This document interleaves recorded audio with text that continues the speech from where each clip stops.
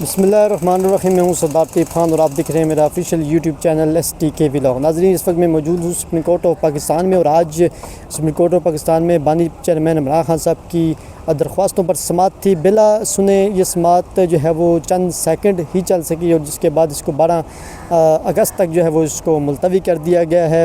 बगैर हेयरिंग आगे नहीं चल सकी, जिस पर जो है वो पाकिस्तान तहरीक इंसाफ के जो वकील हैं सलमान अकरम राजा, जो कि सेक्रेटरी जनरल भी हैं, वो यहाँ पेश हुए। सलमान सफ्तर यहाँ पेश हुए। इसके अलावा इमरान खान साहब की जो बहनें हैं उज़्मा खान, नूरीन खान और अलीमा खान, वो भी यहाँ पेश हुई। और इसके अलावा PTI की बड़ी तादाद, जो बड़ी क़यादत है, वो सारी यहाँ पेश हुई। फैसल जावेद, सेनेटर ज़ीशान खानज़ादा, इन दोनों ने जो है वो हमारे साथ एक्सक्लूसिव गुफ्तगू की है, वो भी हम आगे चल के आपको दिखाते हैं। इंतहाई अहम केस की समाअत थी आज सुप्रीम कोर्ट ऑफ पाकिस्तान में। जस्टिस YE अफरीदी की सरबराही में 2 रुकनी बेंच ने यह समाअत करनी है और यह 12 अगस्त तक जो है वो ये समाअत जो है वो मुलतवी हो चुकी है और ये आगे नहीं बढ़ सकी।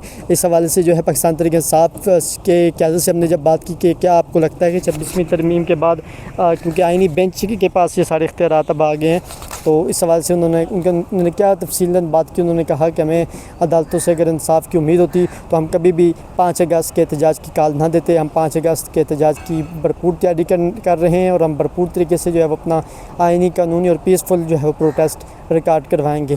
सेनेटर फैसल जावेद ख़ान और सेनेटर ज़ीशान खानज़ादा ने हमारे साथ क्या गुफ्तगू की गई, आप वो पहले मुलाहिज़ा फरमाएँ और इसके बाद जो है वो हम आपसे इजाज़त चाहते हैं। इस तरह की और भी जो अच्छी वीडियोज़ होंगी वो भी आप तक पहुँचाएँगे। सेनेटर ज़ीशान खानज़ादा और सेनेटर फैसल जावेद की आप गुफ्तगू मुलाहिज़ा फरमाएँ। बहुत शुक्रिया। अपने चैनल को सब्सक्राइब करें, बेल आइकन के बटन प्रेस करें। खुदा हाफ़िज़।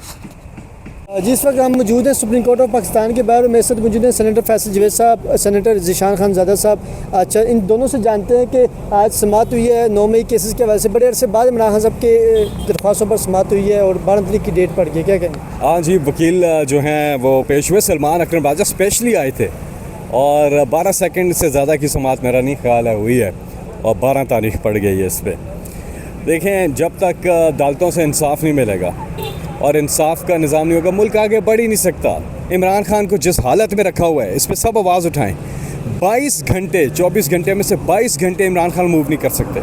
वो एक डेथ सेल के अंदर हैं और ओवन की तपिश है। और फिर बच्चों से बात हुए इमरान खान ने बताया कि 7 माह से ज़्यादा का अरसा हो गया है, उनके बच्चों से उनकी बात नहीं कराई जाती, फैमिली से मिलने नहीं दिया जाता, बहनें वहाँ जाती हैं, उन्हें बाहर रोक लिया जाता है। नवाज शरीफ जब जेल में थे, हर हफ्ते 100 से 150 लोग आराम से मिलते थे, कहीं इजाज़त लेने की भी ज़रूरत नहीं पड़ती थी। इधर इजाज़त है, कोर्ट ऑर्डर्स हैं और वो नेशनल हीरो हैं पाकिस्तान के।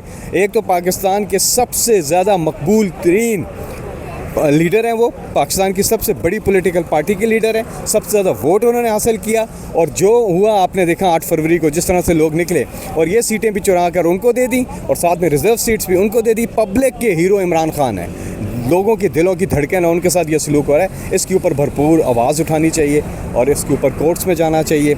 और ये जो आज जो केस आगे गया 12 तारीख है, इस पर भी इमरान खान की ज़मानत पक्की है।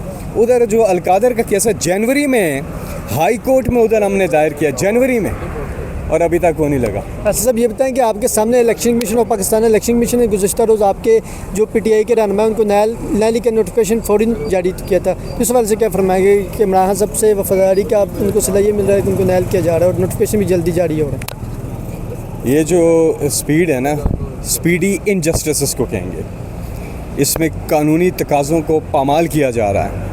यानी कि एक तो सज़ाएं गलत हैं, बेगुनाह लोग हैं वो, एक तो वो गलत है। दूसरा फिर वो हाई कोर्ट से रुजू करने का उनको टाइम ही नहीं दिया गया। यानी कि आप इतना जुल्म और इतना जबर, इतनी ज़्यादती। सेनेटर एजाज चौधरी, हमारे अपोजिशन लीडर वहाँ पर पंजाब असम्बली में, अहमद बशर साहब, फिर जी 10 साल सज़ा उनको सुनाई है।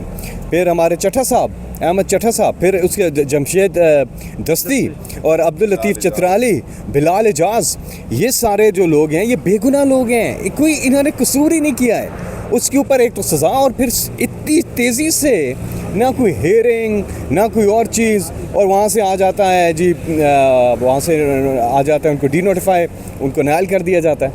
ये नहीं चलेगा। फौरी तौर पे अदालतों को जो है, देखें, बार बार ये बात हम करते हैं और कुरान पाक में अल्लाह का क्लियर हुक्म है। हम क्यों गहराई की तरफ जा रहे हैं, हम क्यों दलदल के अंदर जा रहे हैं, हम अपने आप पे जुल्म कर रहे हैं। ये असल में तो ये है कि अदल कायम करना है, ज़मीन पर इंसाफ कायम कर, लेकिन हम उस तरफ से बहुत दूर जा रहे हैं। इससे हासिल तो कुछ नहीं होगा जी।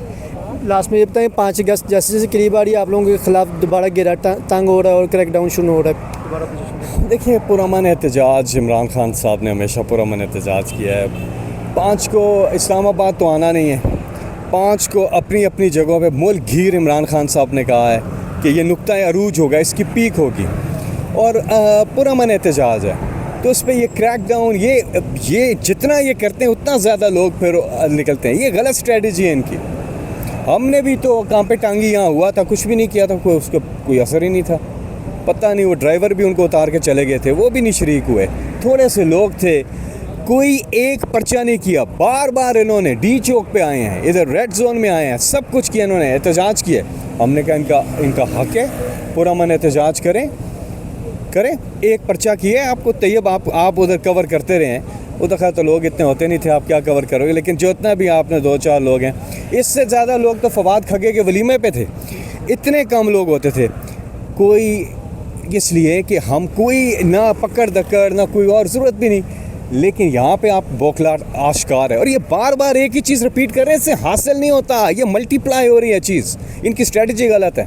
ज़ीशान साहब से 26वीं तरमीम के बाद आपको लगता है कि कोई अदालतों में इंसाफ मिल सकता है, कोई आपको इंसाफ होता हुआ नज़र आ रहा है? देखिए, बात ये अभी जो फैसल भाई ने बात की है, तो पूरी दुनिया देख रही है कि पाकिस्तान में क्या हो रहा है। ह्यूमन राइट्स वायलेशन हो रही है। सिर्फ खान साहब को तो छोड़ें, खान साहब तो इस मुल्क के लिए, इस अवाम के लिए जो लड़ाई लड़ रहे हैं और जेल में रह के, क्योंकि बाकी जो अपने आप को लीडर कहते हैं वो तो 2-2, 3-3 महीने में भी जेल नहीं रह सके और वो बाहर चले जाते हैं और सबको पता है कि ऐशो आराम से फिर ज़िंदगी बसर करते हैं। अब खान साहब जेल में हैं, सारे सबको पता है, बेटे निकले हैं, बहनें उनकी निकली हैं, फैमिली से मुलाकातें नहीं करने दे रहे हैं। पूरी दुनिया को पता है कि इतना जुल्म हो रहा है। उसके बाद जिस तरह आपने कहा जो अदलिया के साथ इन्होंने किया है, तो रह क्या गया इस मुल्क में? अब तो कुछ नहीं रहा। इसीलिए तो आप देखें तो लाखों के हिसाब से, हज़ारों लाखों के हिसाब से पासपोर्ट बन रहे हैं, लोग जा रहे हैं, मुल्क छोड़कर जा रहे हैं। ये नहीं कि इस मुल्क में कोई अपॉर्चुनिटीज़ नहीं है, अब इस मुल्क में इंसाफ ही नहीं रहा, इसीलिए लोग छोड़कर जा रहे हैं। अपने बच्चों को निकाल कर जा रहे हैं, बच्चों को कह रहे हैं जी इधर पढ़े ही ना जाएं।